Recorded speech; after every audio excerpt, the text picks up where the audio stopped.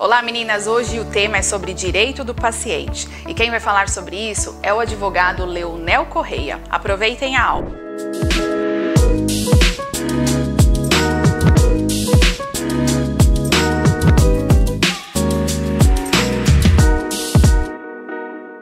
Bom dia a todas, é um grande prazer mais um ano estar aqui nesse curso de promotoras legais populares, a convite da doutora Sandra Nogueira. É um grande prazer compartilhar com vocês um pouquinho do conhecimento acerca desse rumo tão fascinante que é o direito médico e hospitalar. Eu me chamo Leonel Correia, sou advogado em âmbito de direito médico e hospitalar, especificamente trabalho para profissionais da saúde, porém, eu sempre trago aqui um pouco de conteúdo do atendimento médico em geral. O direito médico ele é muito fascinante porque ele está no nosso dia a dia, né? Através do atendimento que nós precisamos, através das condutas, né? Medicamentosas. E ele começa ali a partir do momento em que você começa a sentir alguma coisa, já corre na farmácia, né? De repente aquela medicação não deu tão certo quanto você esperava, precisa depois de um atendimento médico. E ali começam, né, os desafios, porque a gente sabe que hoje em dia, dependendo da situação que nós enfrentamos, das dificuldades que nós passamos, das lutas, né, nós acabamos tendo aí um pouquinho de empecilhos nesse meio termo, nesse meio tempo, aliás, né, que podem muitas vezes mexer com os nossos direitos. Eu estou aqui para tentar esclarecer um pouquinho esses direitos para todas vocês. Eu vou trazer, né, no conteúdo de hoje um pouquinho sobre as informações, né, de consultas e exames. Vou falar sobre um conteúdo chamado autonomia de vontade do paciente, os direitos de acompanhante, sobre prontuário médico e os direitos relacionados ao acesso, a gravação de consultas, a alta a pedido, alguns aspectos sobre direitos para quem tem algumas doenças graves e também sobre algumas condutas resolutivas, tá? Então, vamos dar início agora sobre informações durante a realização de consultas e exames, tá? Todas as pessoas que passam por uma consulta médica, elas têm direito, durante a consulta, de obter informações claras, objetivas, compreensíveis sobre as hipóteses diagnósticas. Então, começa ali com aquilo que a gente chama de anamnese. O que é a anamnese? É o ato do médico te examinar, verificar os seus sintomas, verificar o que você está sentindo e com base nesse conjunto de indícios e de sinais, né, acerca do que você está apresentando como doença, ele vai trazer uma hipótese diagnóstica, né, que seria uma probabilidade de doença. Então, começou ali com alguns sinais, alguns sintomas. A primeira coisa no atendimento, né, se é de urgência e emergência, é justamente tentar sanar aquilo, é uma dor, então entra com uma medicação para depois começar a investigar o que está ocasionando essa dor, né? Enfim, são inúmeras as hipóteses relacionadas a essa conduta. E se é numa consulta de rotina, do mesmo jeito. Então, o direito de informações claras é justamente você ter do médico esse direito de obter de uma forma mais clara possível as informações relacionadas àquilo que você está passando, né? Então, doutor, quais são as suspeitas? O que pode ser? É interessante quais exames, né? É necessário tudo isso de exames, então é importante você sempre buscar estabelecer uma comunicação efetiva com o médico que você está passando. Não importa se é uma consulta agendada, uma consulta de rotina, ou se é uma consulta até de pronto atendimento de urgência e emergência, que a gente geralmente incorre aí nos hospitais, né, na Santa Casa, nos pronto-socorros, tá? Então é muito importante o paciente receber informações claras, e ele tem esse direito, é um direito tanto constitucional quanto o direito civil, que está ali consolidado na nossa legislação e todos têm acesso a esse tipo de informação clara, tá? Todas as vezes que o médico indicar um tratamento ou um procedimento que seja mais invasivo, tá? O médico ele tem que dizer, ele tem que explicar sobre a necessidade desse procedimento.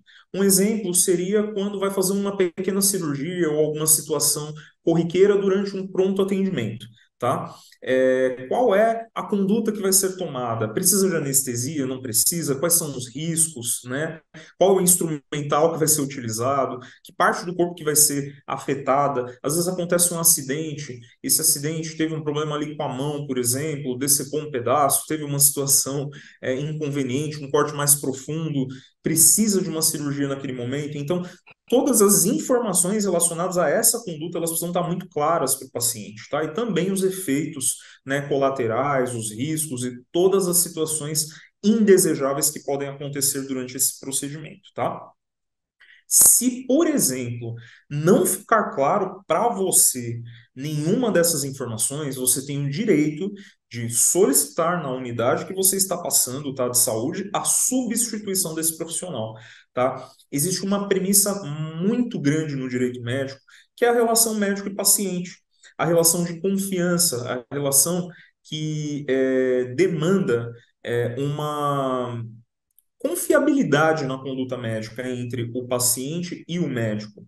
Então, é muito importante, sim, que você tenha essa sensação de que você está sendo acolhida, de que você está sendo bem cuidada, tá?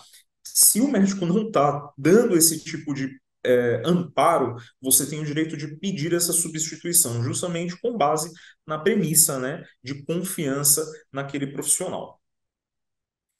Vamos falar agora sobre autonomia de vontade. O que seria autonomia de vontade? Como o próprio nome diz, é aquilo que eu quero, tá?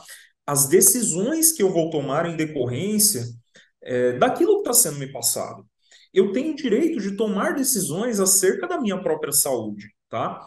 É importante a gente sempre salientar o seguinte: há situações de extrema urgência, assim como um acidente, ou a pessoa está passando mal, em decorrência de uma doença que ela não sabia que existia, tá? Que muitas vezes a conduta médica ela precisa ser no sentido de salvar aquela vida.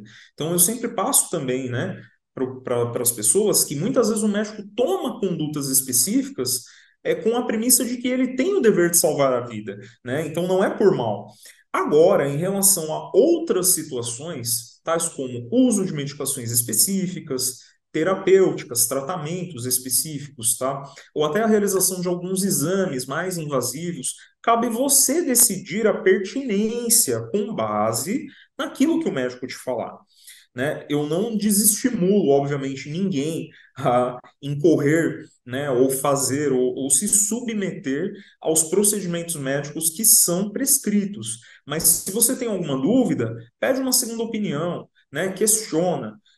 Ou olha, eu quero fazer, vou fazer tais exames, de repente, se esses exames não forem suficientes, a gente faz o restante dos exames, mas é importante você ter essa autonomia, sempre com muita parcimônia, muito equilíbrio.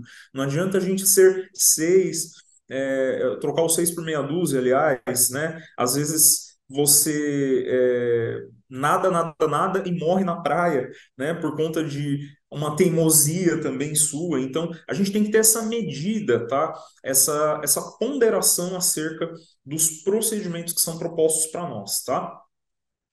Existe uma situação quando o paciente ele não consegue expressar a vontade dele, né? Então, pela legislação, tá? Tanto o Código de Ética Médica quanto o Código Civil, o médico ele só pode atuar irrestritamente nessa pessoa, tá? Quando são procedimentos de urgência e emergência, combater lesões, enfim, situações de muita urgência. Geralmente situações de acidente, né? Então a pessoa vai, às vezes as terapêuticas, as medicações, os procedimentos precisam ser adotados naquele momento e não dá para ter o consentimento, né, do próprio paciente. Se tem algum familiar, às vezes fica até um pouco mais fácil os médicos conversarem antes, mas a depender da urgência, da pressa, não há muito que ser feito. Primeiro a conduta precisa ser tomada para tentar salvar aquela vida e depois se discute acerca do que é possível e o que não é, tá? Existe um documento que muitas vezes vocês vão ter que assinar, tá? Esse documento é utilizado para exames mais invasivos e também para cirurgias, tá? Que é um documento chamado Termo de Consentimento Livre e Esclarecido. O que é esse termo? Acredito que vocês já devem ter, alguma vez na vida de vocês, tido contato com ele, tá? É um documento que fala sobre os riscos daquele procedimento. Então, muitas vezes ele fala da questão dos riscos de uma parada cardíaca, de uma parada cardiorrespiratória, hepatorrenal, de uma situação relacionada às possíveis reações daquela medicação, reações alérgicas, enfim, são inúmeras as condições, de acordo com cada tipo de tratamento, que vai determinar especificamente aquilo que pode ocorrer de ruim, tá? São possibilidades. Por que que esse termo é importante você fazer a leitura, tá? Primeiro, para que você tenha o conhecimento daquilo que você está incorrendo, daquilo que você está se submetendo. E, em segundo lugar, para que você também expresse para o médico, para a clínica ou para o profissional da saúde eventual ausência de informação. Né? Então, se ali naquele termo não tem tudo o que você precisa saber, você tem esse direito de cobrar deles, tá? Então, poxa, você vai internar um ente querido, vai internar uma pessoa para fazer um procedimento, e de repente não é passado para você todas as possíveis intercorrências acerca daquilo, então é um direito que você tem também de buscar ali a partir do momento em que você está naquela situação, né, concreta, tá bom? E existe também uma autonomia, um princípio de não saber, tá? Como que funciona isso? É até um pouquinho complexo de explicar, mas às vezes você está buscando, passando por situações na sua vida que envolvam ali uma questão emocional muito delicada, muito difícil de você lidar, e você pede, você informa para o médico, né, que caso ele entenda ou ele descubra alguma doença que seja de uma conotação contagiosa, uma doença grave, algo que seja uma situação um pouco mais complexa para você lidar, né? Você pode pedir para ele o direito de não ser informada, tá? E como que funciona isso, Leonel? Eu não vou ser informado, eu não vou conseguir me tratar? Geralmente a gente usa esse direito com um acompanhante, tá? Uma pessoa de confiança. Então você fala, ó, eu não quero saber especificamente, mas conversa com esse acompanhante, né? Um esposo, um companheiro, companheira, enfim, acerca desse problema que você está diagnosticando em mim, porque eu não tenho cabeça para saber disso, tá? Então tem pessoas que não têm emocional para receber uma notícia delicada naquele momento. Pelo menos naquele momento não tem. Então você tem essa autonomia de não ser informado do seu estado de saúde. Vou falar um pouquinho agora sobre os acompanhantes, tá? Quais são as situações que a legislação determina e permite que o paciente seja acompanhado, tá? Então, a grávida, em primeiro lugar, mulher grávida, ela pode ser acompanhada, tá? Em todas as consultas, internações, exames pré-natais, durante o parto, tá? De forma irrestrita, tá? Então, o seu companheiro, o companheiro que estiver acompanhando ali naquele momento, tá? Qualquer procedimento, enquanto você estiver grávida, ele tem o direito de entrar e de participar de forma irrestrita. Não tem restrição de acompanhamento para paciente grávida, ok? Então, faça valer esse direito.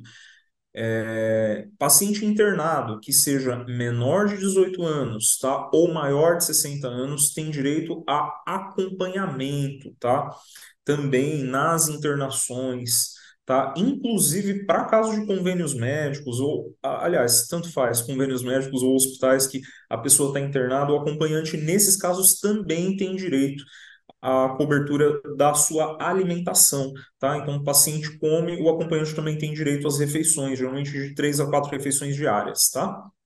Se houver uma recusa do hospital, da unidade de saúde que você estiver nessas situações, tá? Então falarem, olha, tô com meu filho aqui, mas não pode ter acompanhante, tô com meu pai idoso, mas não pode ter acompanhante, tá? Você, em primeiro lugar, se acalme, se tranquilize, busque a ouvidoria da unidade, busque um pessoal que é responsável ali pela gestão do hospital e registre essa sua insatisfação, tá? Coloque ali em termo, faça uma cartinha mesmo, um requerimento, fala, ó, estou sendo tolhida, né? Estou sendo impedida de entrar como acompanhante de determinada pessoa. Faça isso de uma forma polida, de uma forma tranquila, sem, né, muito alarde. Por quê? A depender da situação, a gente consegue resolver sem a necessidade de socorrer ao judiciário, tá? Então é importante ter bastante calma, tranquilidade, paciência, informe sobre esses direitos, tá? No caso, idoso, criança, Estatuto da Criança e Adolescente, idoso, Estatuto do Idoso, mulher grávida, tá? Tem também toda a legislação que ampara ela, Código Civil, enfim, busque esse seu direito enquanto acompanhante, não deixe ele passar quando ocorrer alguma situação concreta como essa, tá? Persistiu? Vai até a delegacia, lavra boletim de ocorrência, em último caso, já busca a Defensoria Pública, tá? Para ingressar em juízo também, busca a OAB, porque daí eles entram com uma ação para te fazer valer esse direito, ok? Prontuário médico, o documento mais importante no ato médico. Por quê? Prontuário médico é justamente aquela ficha. Hoje é utilizada de uma forma eletrônica. Então, enquanto o médico ele te examina, conversa contigo, ele vai reduzir, né, vai escrever essas informações naquele prontuário, tá? Por que que é importante esse prontuário sempre estar bem preenchido com todas as informações, né? Porque é a sua vida. Então, você vai ser atendido ali por outro profissional naquela mesma unidade. Então, todo o seu registro, todas as reclamações, todas as informações que você prestou ali para aquele profissional médico no momento do seu atendimento, eles vão ficar registrados ali, tá? E o prontuário é um documento, ele tem validade jurídica, inclusive para ação judicial ou para até eventuais provas que forem necessárias, tá? O paciente ele tem direito de exigir cópia do prontuário, tá? Se é eletrônico, prontuário impresso, a qualquer momento, tá? Se a unidade se recusar a fornecer esse prontuário para você, você pode buscar a entidade de classe, tá? Regulamentadora, o CREMESP para os médicos, né? O COREM, quando for parte da enfermagem, tá? CREFITO, quando for da fisioterapia. Então, você tem direito de fazer uma reclamação naquela entidade de classe, né? Acerca da ausência do fornecimento do prontuário. É muito importante porque prontuário é um documento que é do paciente e o paciente tem direito ao acesso a ele. Por que que às vezes a gente pede o prontuário? Justamente para as ações judiciais. A gente está falando de um erro médico, um possível erro médico. A gente pede esse prontuário justamente para que ali a gente consiga verificar quais foram as condutas médicas tomadas e o porquê que eventualmente houve uma falha, tá? É lá que a gente muitas vezes pega o erro do médico, do profissional da saúde que seja, tá? Porém, uma vez que você obteve o prontuário, é importante você guardar o devido sigilo, tá? Prontuário é um documento sigiloso. Eu não recomendo postar na internet fotografia de receita, de prontuário, fotografia até do próprio profissional da saúde. Se você tiver algum problema específico durante o seu atendimento, evite fazer isso, porque daí você pode virar o jogo contra você mesmo, tá? Muitas vezes a gente perde a razão naquele momento. Então, vamos buscar os meios legais e adequados, tá? Identificar o problema e colocar esse problema de uma forma jurídica, né? Para que não traga a você eventuais prejuízos, ok? É um dever do médico, inclusive falando de receita, tá?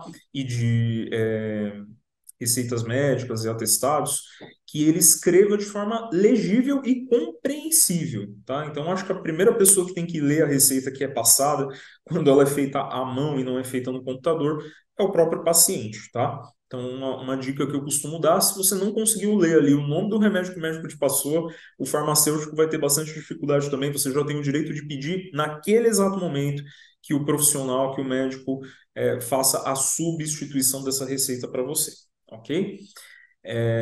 Se o médico, por algum motivo, tá, ou esse profissional, se recusar, não pense duas vezes. Vá até a entidade de classe, tá? E, em último caso, a gente tem como pedir essa documentação em juízo mediante uma ação, tá, chamada habeas data, que é uma ação para obtenção de documentos que são negados, tá? Ou uma obrigação de fazer.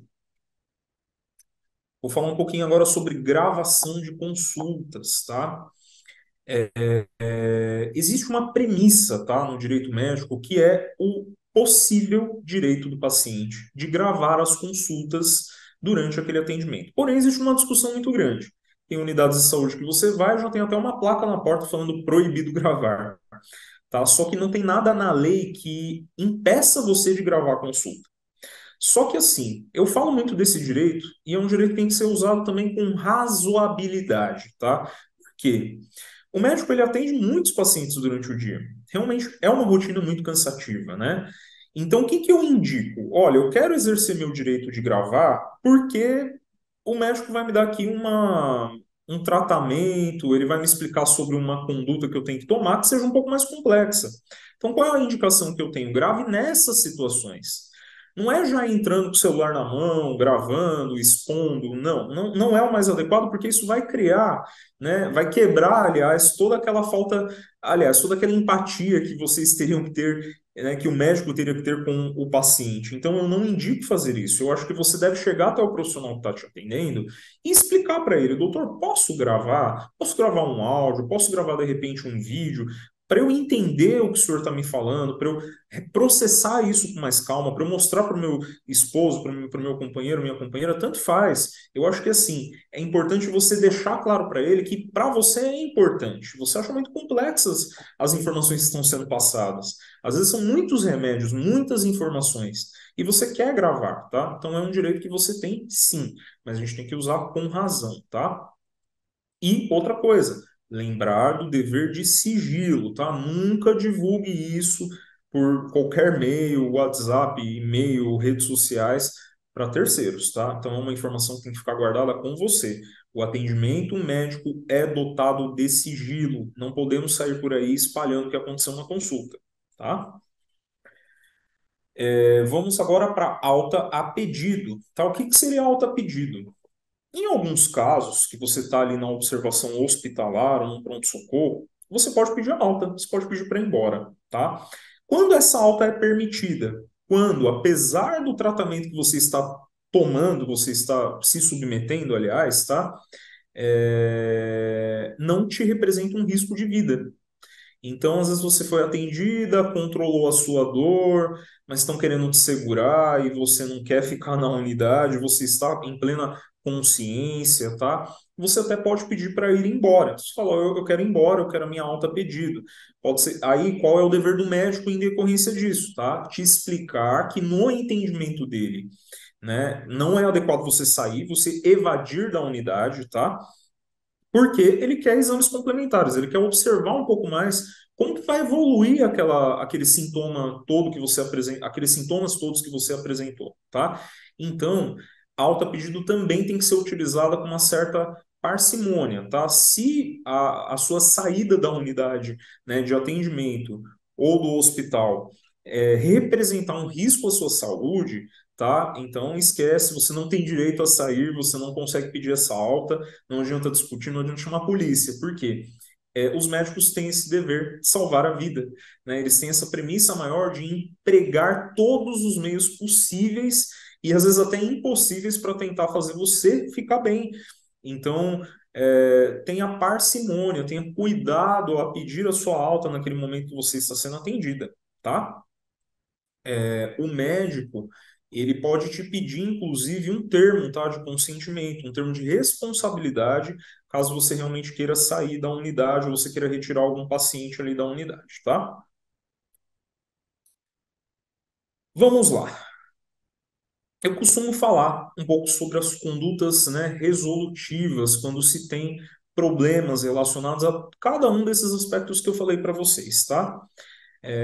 O médico não me atendeu bem, o médico cometeu um possível erro, existe uma conduta que não ficou bem explicada, o médico não tem uma boa vontade, enfim, eu estou vivendo ali algo muito complicado em relação a esse meu tratamento, tá? Então, o que se relaciona à conduta do profissional da saúde, tá? Você tem o Conselho Regional de Medicina, tá? O que atende a nossa região do Alto Tietê na cidade de Mogi das Cruzes. Então, nós temos uma unidade do Conselho Regional de Medicina, subseção de Mogi das Cruzes, que recepciona reclamações e denúncias, tá, contra médicos.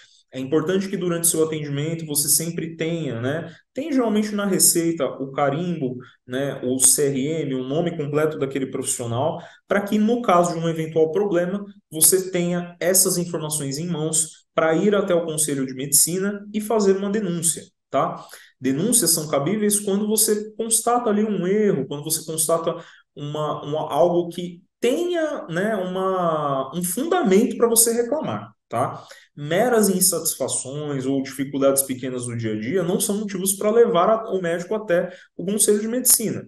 Agora, situações que são mais complexas, é importante que você leve isso, né, em forma de reclamação no CRM, tá? Outro detalhe, todas as unidades de atendimento e hospitais, eles sempre vão ter ali uma ouvidoria, né, um setor de reclamações, um órgão regulamentador, um profissional que fica ali para poder ouvir. Então, registre a sua reclamação naquele local. Pegue uma cópia desse seu registro, tá? Eu sempre falo, faça por escrito. Pega uma folha sulfite, já faz ali por escrito, assina, protocola, pede uma cópia, tá? É importante você levar isso a conhecimento, porque às vezes é tão corrido na unidade, é tão complicado de gerenciar todos aqueles atendimentos, aqueles exames, aquelas condutas médicas que são feitas, tá? Que, no caso, o setor de ouvidoria, o setor de regulamentação da unidade, ele acaba resolvendo, sem a necessidade de você ir para o judiciário, tá? Provas. Tem o seu celular em mãos, mas falo mais em relação a fotografias de documentos, tá? Fotografias e registros relacionados àquela conduta que está sendo tomada. Fez ali um requerimento, protocolou, pede uma cópia, eu tiro uma foto, tá? É importante que você tenha uma via. Tem pessoas que não pegam o resultado do exame, deixa o resultado do exame lá, fique sempre com uma via, solicite, tá? Esse tipo de prova, para que você pode utilizar dela e se beneficiar dela no momento em que você tiver uma demanda, às vezes até mesmo judicial, tá? Um órgão que também é muito bom, tá? É a Agência Nacional de Saúde. Como é que funciona a ANS? Hoje ela é uma plataforma 100% eletrônica, tá? Então ela é de forma digital. Você pode se socorrer da Agência Nacional de Saúde para fazer reclamações, em especial da demora nos convênios, tá? Os planos de saúde, muitas vezes, eles demoram muito para fazer exames, para consultas, para procedimentos cirúrgicos. Eu digo para vocês que 98, 99% dessas demandas, muitas vezes, em termos de tempo de espera, elas são resolvidas quando você recorre de forma digital à Agência Nacional de Saúde, tá? Basta você clicar no Google, pesquisar reclamações ANS, ele já vai abrir um link para você registrar, tá? É importante sempre colocar a data do atendimento, a indicação, a demora, o tipo de procedimento que deve ser feito e o que o seu convênio, por exemplo, ele está demorando para liberar. Então, é muito importante você utilizar do maior número de informações possíveis para que isso ocorra de uma forma bem resolutiva, tá? Em último caso, tá? Temos o poder judiciário, justiça, ação judicial, temos ações aí para amparar o direito da forma mais ampla possível, ou seja acesso a documentos e informações, seja acesso a tratamentos médicos, seja acesso a cirurgias que muitas vezes são negadas, recusadas, tá? Aparelhos ortopédicos, insumos, medicações de alto custo, enfim, tudo aquilo que tem uma relação com o fornecimento de amparo, tá? Para o tratamento medicamentoso, tratamento médico que você precisa fazer, muitas vezes, né, quando recusado, você tem o direito de buscar o poder judiciário, aqui na nossa região, sempre representada pelas OABs e defensorias públicas. Doutor, Espero ter transmitido a todas vocês um pouco das informações relacionadas a condutas médicas, às condutas médicas, aliás, ao seu direito enquanto paciente durante os atendimentos, a forma que você deve buscar esses direitos quando você sentir que esses direitos estão sendo infringidos, tá? E eu me coloco à disposição, né? Eu vou deixar aqui com vocês o meu material de apoio, que tem o meu contato, caso vocês precisem sanar dúvidas ou informações acerca de qualquer conduta ou de qualquer problema que você tiver ali durante um atendimento, eu fico à disposição para tentar te auxiliar, tá? Parabéns mais uma vez pelo projeto, parabéns pela sua dedicação a todas as aulas do curso de promotoras legais populares. Parabéns à doutora Sandra, primeira-dama Larissa Chiuchi e toda a equipe que está envolvida nesse projeto tão lindo e tão especial que eu tenho participado aí há algum tempo. Um forte abraço a todas vocês, fiquem com Deus.